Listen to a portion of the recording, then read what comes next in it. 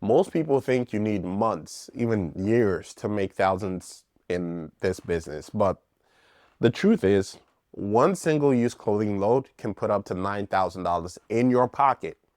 I'll show you exactly how I price and negotiate these loads. The same strategy that I've used to make nearly $500,000 in a single year. But before I break down the math, let me tell you the one mistake that would kill your profits before you even start. You see, the fastest way to lose money in this business is to throw out the first number. I learned that the hard way. See, earlier on, I named my price before I even had leverage, and I ended up working a full load for about 1,200 bucks. Same effort, but almost no reward. That's why I'll never give the first number again.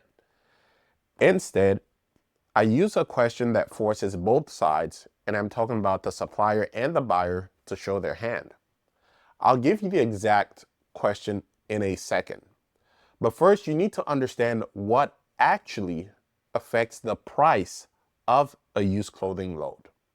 See, when you're buying and selling used clothing loads, not all clothing is equal. There are three big things that swing price. The type of load. Is it credentials, rags, toys, shoes, or bric-a-brac? Let me explain each of these types of loads so you get it better. So credentials are untouched, unsorted donations, still in the bin bags that they were donated in. It's the cleanest and highest quality of donations in this industry. Rags or mixed rags are the remnants of the donations after the thrift stores have picked through and selected clothes to be sold in their stores. But it's also the clothes that failed to sell in their stores after a given period of time. Now, shoes, toys, and bric-a-brac are self-explanatory, and they're mostly secondary products. And for the sake of time, I won't get into them in specifics. Now, the second factor that swings price is the supplier's location. For the supplier's location, there are two main things to look out for: the zip code and the climate. The reason is big city plus high income zip codes almost always equal trendier, newer donations that are worth more.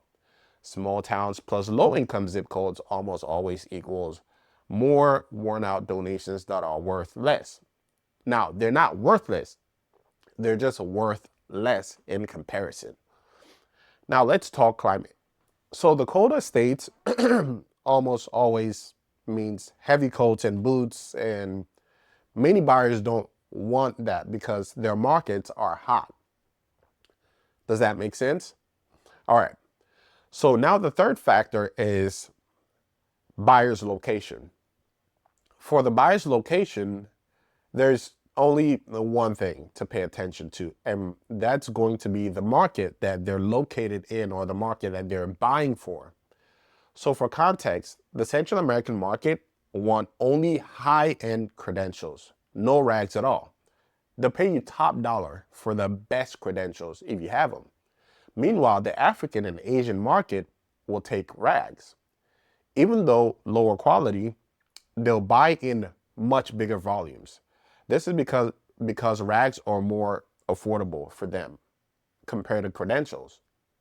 Now, the European market will buy credentials and rags alike at a slightly elevated quality compared to what the African and Asian markets want. And this is because they can afford to pay a little more compared to those other two markets, right? So if you don't know these three levers, you can't negotiate. So now that you do, here's the exact question I ask to put the ball in their court. So with suppliers, I typically ask, so what are you currently getting for your rags? Or what are you currently getting for your credentials? And with buyers, I would just ask them, so what are you currently paying for credentials? Or what are you currently paying for rags? And that's it. But here's why it works. You see, suppliers don't want to look greedy or, sound greedy. So they'll give you the lowest number that they're comfortable saying. Buyers, on the other hand, don't want to look cheap. So they'll give you the highest number that they're willing to pay. Suddenly, you've got the bracket and you negotiate within that bracket, right? But knowing how to ask isn't enough. You also need to know today's market ranges. So let me give you the real numbers I use right now.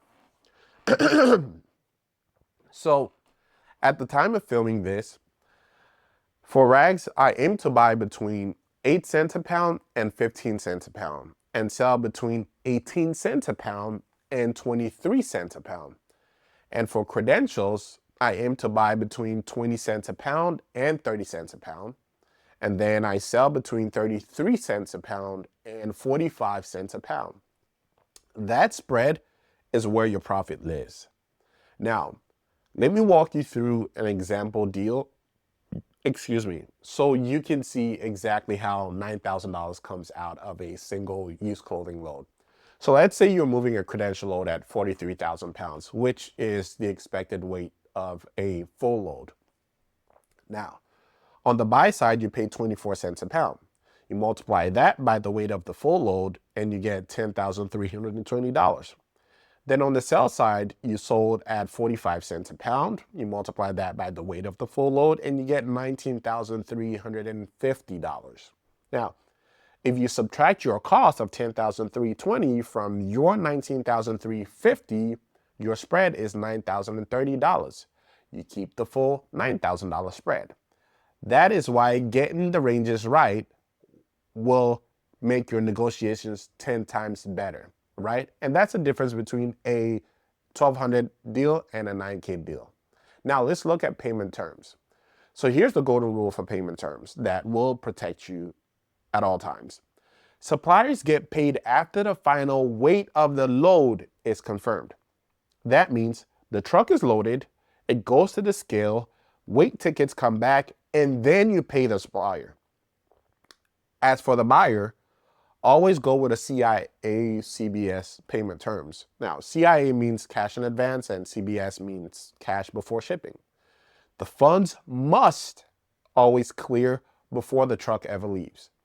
If a buyer sends a truck but hasn't paid, tell the supplier not to load at all. You're better off holding than owing thousands of dollars when a new buyer ghosts you. This rule has saved me more than once. Now, you remember that first mistake I told you about? So I threw out the first number and I got boxed in at, I think it was 3 cents a pound. 3 cents a pound spread, I mean. And I ended up making about $1,200 on a full load. I mean, not bad for almost doing no work, but it was the same exact work as the 9K deal, right? That's why I live by these 3 rules.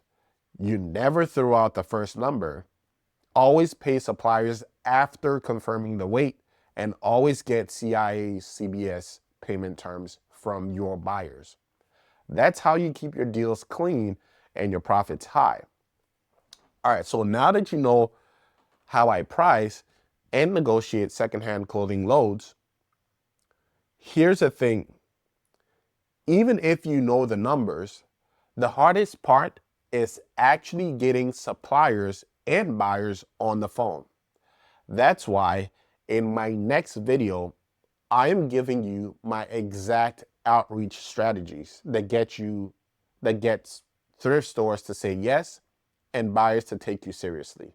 So I want you to click here or somewhere in your screen and go watch that, and I'll see you in the next video. Thanks for watching.